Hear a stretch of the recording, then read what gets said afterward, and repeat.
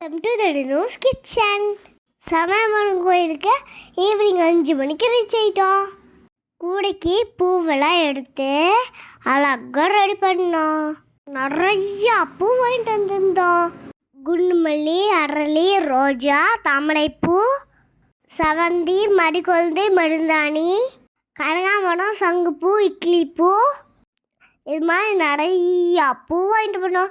அவங்க குடிக்க அவங்க டெக்கரேட் பண்ணிட்டோம். சர்பத் கொடுத்தாங்க, எல்லாரும் வாங்கி குடித்தோம். இந்த கோயிலேருந்து தான் நாங்கள் ஸ்டார்ட் பண்ணோம்.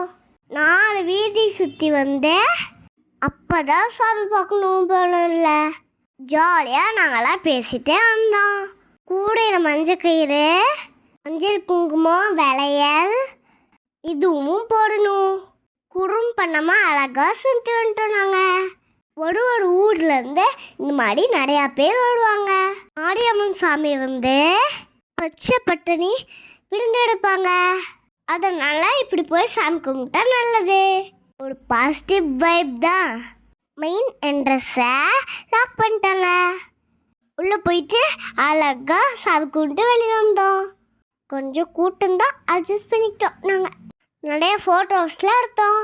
நைட்டு சாப்பிட்றதுக்கு தக்காளி சாப்பாடு கொடுத்தாங்க. பிரசாதம் வாங்கிட்டு சாப்பிட்டு வீட்டுக்கு கிளம்பிட்டோம். சூப்பராக போச்சு சமயபுரம் ட்ரிப்பு.